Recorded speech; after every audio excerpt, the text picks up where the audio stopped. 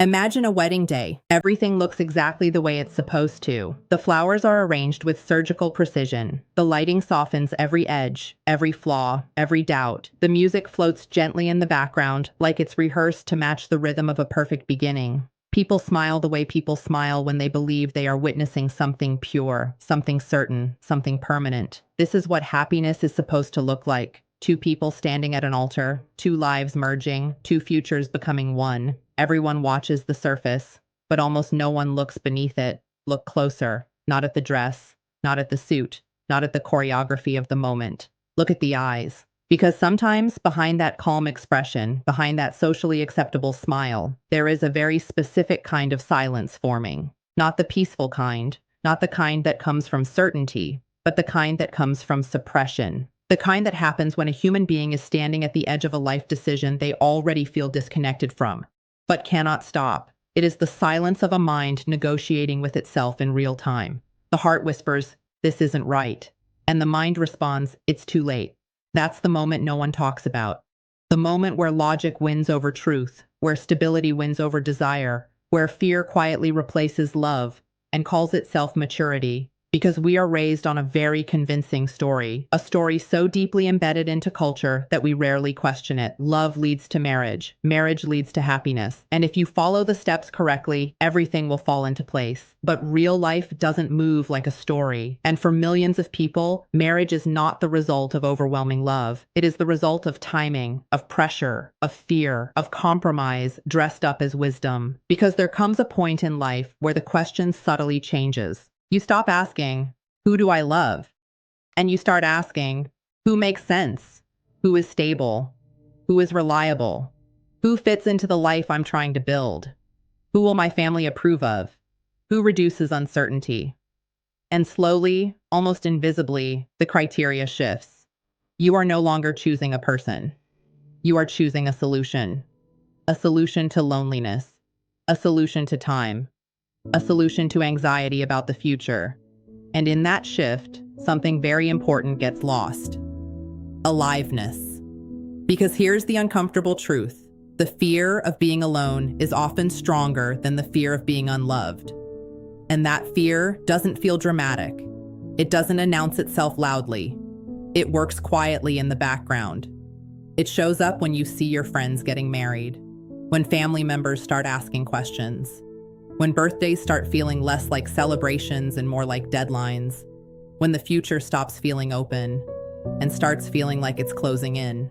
There is a psychological term for this, an unspoken force that shapes more life decisions than people realize. The fear of staying single. Not because being single is inherently painful, but because society has taught us to interpret it as failure, as being left behind, as missing out on something essential. And once that fear takes hold, the brain begins to change how it makes decisions. It stops optimizing for happiness and starts optimizing for safety. Because safety feels urgent. Safety feels necessary. Safety feels responsible. So when someone comes along who offers that safety, even if they don't ignite anything inside you, even if the connection feels flat, even if something in you hesitates, the mind begins to build a case.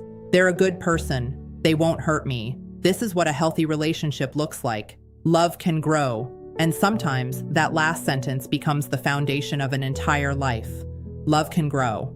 But what if it doesn't? What if it simply stabilizes? What if it remains neutral? What if it becomes functional, but never alive? Because compatibility and chemistry are not the same thing. You can build a life with someone who makes perfect sense and still feel like something essential is missing every single day. And for some people, that trade feels acceptable, especially if they come from instability. Because when you've spent years in chaos, peace feels like love, even if it isn't. If you grew up in unpredictability, where emotions were inconsistent, where safety was never guaranteed, where love felt conditional or fragile, your nervous system learns something very specific.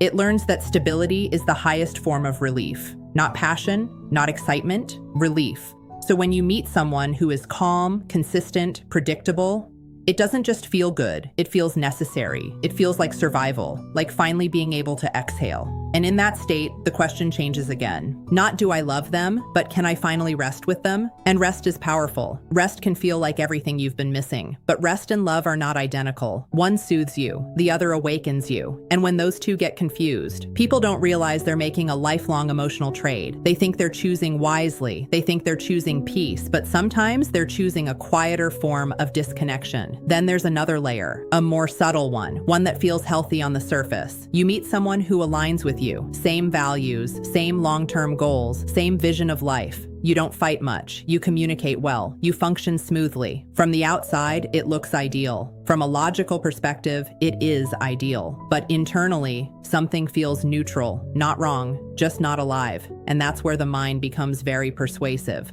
Look how compatible we are. This is what people search for. This is rare. This is enough.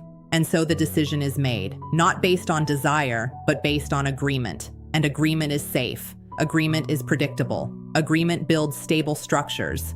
But agreement alone does not create emotional depth. It does not create that feeling of being fully seen, fully known, fully alive in someone's presence. And when that feeling is missing, it doesn't disappear quietly. It lingers. It waits. It shows up in small, almost unnoticeable ways. A lack of excitement, a subtle resistance to intimacy, a quiet sense of distance even in close proximity. But because everything else works, because there are no major problems, because nothing is technically wrong, those signals get ignored, rationalized, suppressed. And that's how people walk into marriages, not because they are deeply connected, but because nothing told them to stop. And here's the part that's hardest to accept. Many of these people are not naive. They are not careless. They are not making impulsive decisions. They are often highly self-aware, highly intelligent, emotionally thoughtful, which makes the situation even more complex because the decision doesn't feel like a mistake. It feels like the most reasonable choice available. And yet, reason cannot replace feeling forever. At some point, the body begins to speak. And when it doesn't use words. It uses tension. It uses numbness. It uses absence. Because the body does something the mind cannot. It keeps track of truth, even when you try to rewrite it. There's a moment most people never realize is happening. It doesn't look dramatic. There's no breakdown, no clear warning, no obvious turning point. It's quiet, subtle, almost invisible. It's the moment where familiarity gets mistaken for love. Because long before we choose partners consciously, something else has already been choosing for us. Something older, something deeper, something built in childhood. It's called attachment, and it quietly shapes what love feels like, long before we understand what love actually is. As a child, you don't learn love through explanation. You learn it through experience, through how people respond to you, through how safe you feel expressing emotion, through whether affection is consistent or unpredictable, through whether you are seen or ignored. And your brain, incredibly adaptive, starts building a blueprint, a pattern, a map that answers one question: what does love feel like? But here's the problem. That map is not always accurate. It's just familiar, and familiarity is powerful because the brain is not designed to choose what's healthiest. It's designed to choose what's recognizable. So when adulthood arrives and relationships begin, most people are not choosing partners based on connection. They are choosing based on resonance with that old blueprint. If love felt unstable growing up, then stability can feel unfamiliar, even uncomfortable, even boring. And if love felt distant, then emotional availability can feel overwhelming. Suspicious, too much. So what happens? People don't move toward what is genuinely fulfilling. They move toward what their nervous system already understands. And that creates a dangerous illusion, because what feels right is not always what is right. For someone with an anxious attachment pattern, love feels like something that has to be earned, maintained, protected. It comes with a constant underlying tension, a fear of loss, a need for reassurance. So when they meet someone stable, someone consistent, someone who doesn't create emotional chaos, it doesn't just feel good. It feels like relief, like finally escaping the cycle. And in that relief, something important gets overlooked: desire. They're not asking, do I deeply want this person? They're asking, will this person stay? And staying becomes the priority, because abandonment has always been the deeper fear. So they commit, not necessarily out of passion, but out of safety. For someone with an avoidant pattern, the dynamic flips. Closeness doesn't feel comforting. It feels threatening. Being fully seen, fully known, fully emotionally engaged feels like exposure, like losing control. So instead of moving toward deep connection, they unconsciously choose something more manageable, a relationship that functions, but doesn't demand too much emotionally.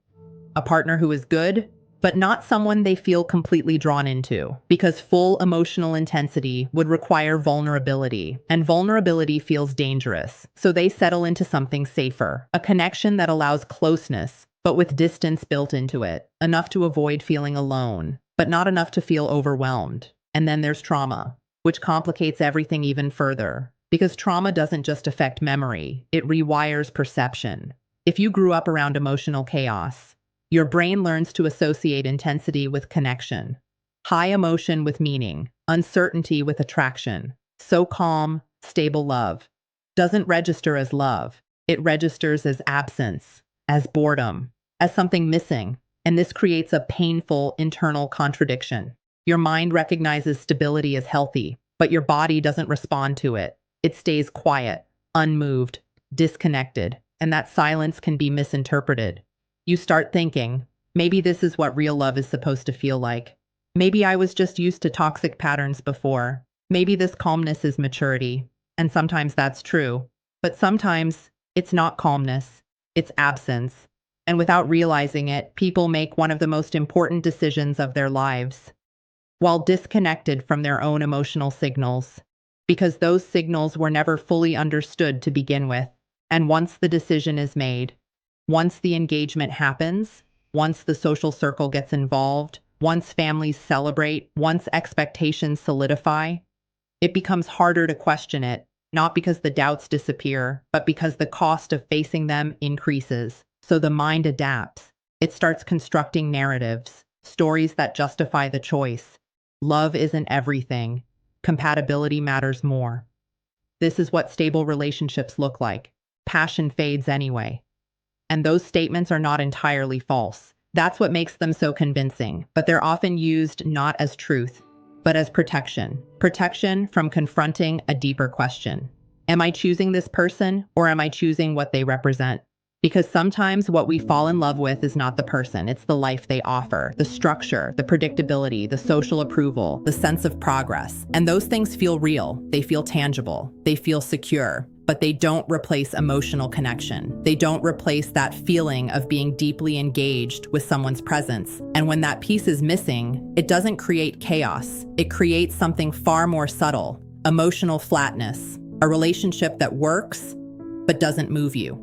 A connection that exists, but doesn't expand you. And this is where people start confusing two very different states: peace and emotional neutrality.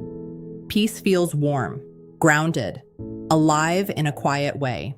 Neutrality feels empty, not painful, not joyful, just there.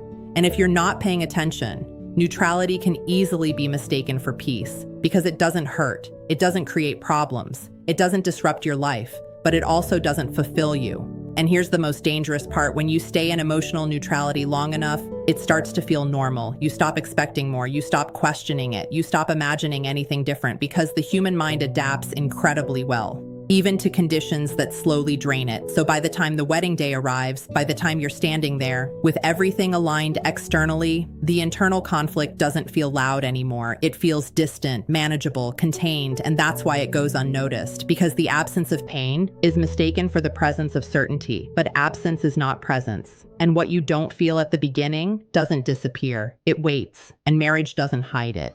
Marriage reveals it, because once the structure is permanent, once the roles are defined, once the distraction of planning and anticipation fades, there's nothing left to buffer the truth. Just two people, one reality, and whatever was missing before becomes impossible to ignore. After the wedding ends, something shifts. Not suddenly, not dramatically, but quietly, like a background noise you didn't notice before becoming impossible to ignore. Because once the ceremony is over, once the photos are taken, once the social validation fades, reality takes its place. And reality is much less forgiving than imagination. There are no more distractions, no more anticipation, No more, "This will feel different when it's real." Now it is real. And for someone who entered marriage without deep emotional connection, this is where the internal conflict begins to surface. Not as a clear thought, but as a feeling. A tension that doesn't have a name. A discomfort that doesn't have a visible cause. Psychology calls this cognitive dissonance. But in real life, it feels like something much more personal. It feels like living with two truths that don't fit together. I chose this person. I don't feel what I thought I would feel. And the human mind hates contradiction. It will do almost anything to resolve it. So it starts adjusting the story, quietly, convincingly. Love isn't supposed to feel intense forever. Comfort is more important than passion. This is what real relationships look like.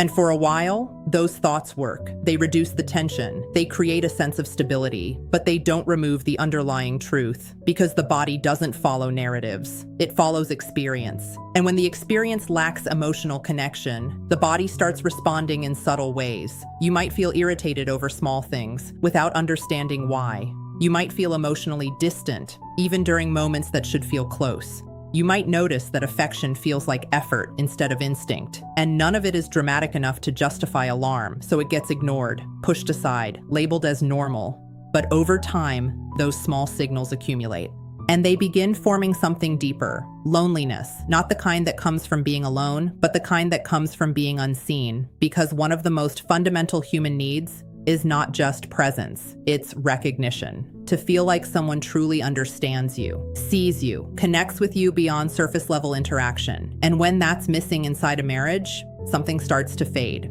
You stop sharing certain thoughts, not intentionally, but naturally. You filter yourself, you simplify your expression, you avoid going too deep because something in the relationship doesn't meet you there. So conversations shift, they become practical, functional, focused on maintaining life rather than experiencing it. What do we need to do today? What needs to be handled? What's next? And slowly, the relationship becomes efficient, but emotionally empty.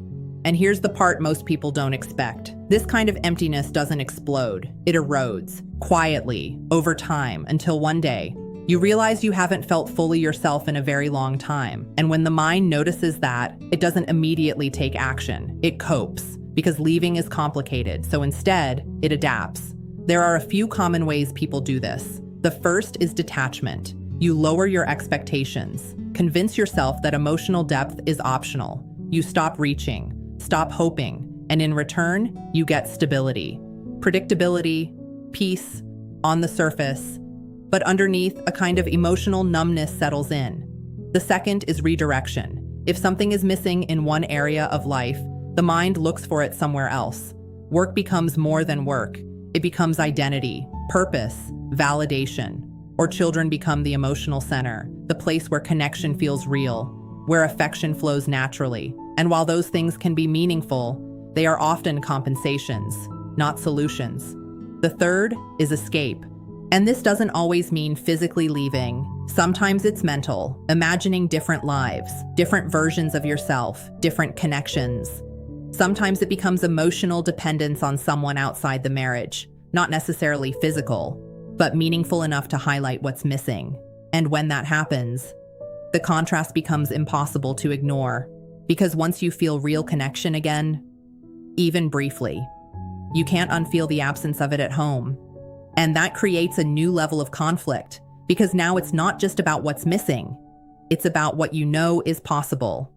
And yet, many people still stay, not because they don't see the truth, but because the cost of changing it feels overwhelming. Time invested, shared life, family expectations, financial ties, children, identity. It's no longer just a relationship. It's a structure, a system, a life that would have to be dismantled. And the longer you stay, the heavier that structure becomes. So the mind introduces one final argument. Maybe this is just how life is. Maybe this is adulthood. Maybe no one is truly fulfilled. And that thought, more than anything else, keeps people where they are, because it removes the idea that something better exists. But the truth is, this isn't what breaks people the most. What breaks them is slowly losing connection with themselves. Every loveless marriage eventually reaches a point of clarity, not always visible from the outside, not always spoken out loud, but internally, undeniable. A quiet realization that something fundamental is missing, and at that point, there are only a few directions life can take. Some people choose adaptation. They redefine the relationship, let go of the idea of passion, and build something else in its place. Friendship, partnership, teamwork. They become functional allies in life, supporting each other, raising children, maintaining stability. And for some,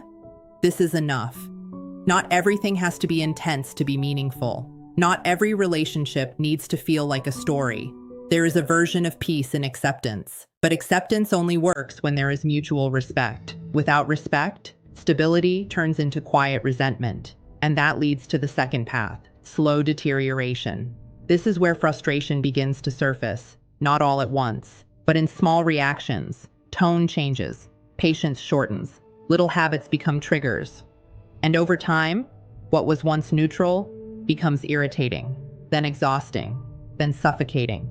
Because when emotional needs go unmet for too long, the mind doesn't stay passive. It starts resisting. And resistance, without resolution, turns into resentment. This is where relationships become emotionally heavy, not explosive, but draining. And eventually, even silence feels tense.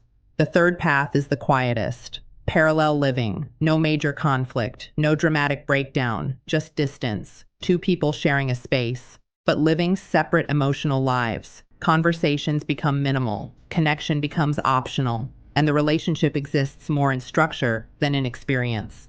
From the outside, everything still looks fine, but inside, the relationship has already ended. It just hasn't been acknowledged yet. And this is where the most important question appears. Not what should I do, but what am I willing to feel? Because both staying and leaving come with a cost. Staying requires you to accept a certain level of emotional limitation. Leaving requires you to face uncertainty, loss, change, and the rebuilding of identity. There is no path without discomfort, only different types of discomfort. But here's the difference. One keeps you where you are, the other gives you a chance to reconnect with yourself. And that's what this really comes down to. Not the relationship, not the other person, but your relationship with your own truth. Because ignoring it doesn't remove it, it just delays it. And the longer it's delayed, the louder it becomes. So if someone finds themselves in this position, the first step is not action, it's honesty. Without judgment, without pressure, just clarity. What am I actually feeling? Not what should I feel? Not what makes sense, but what is real. If there is still respect, still willingness, still emotional safety, then something can be rebuilt. But it requires effort, intentional connection, real conversations, not about logistics, but about inner worlds. Because love is not just something you fall into, it's something you create. But if what's left is numbness, or resentment, or emotional absence, then the question becomes different. Not how do I fix this, but how long can I ignore this without losing myself? Because life is not just about maintaining structure. It's about experiencing it, feeling it, being present in it. And a life where you feel invisible, even to yourself, is not a life fully lived. So the real question isn't whether people settle out of fear or out of hope. It's this: at what point does safety stop being worth the cost of your aliveness?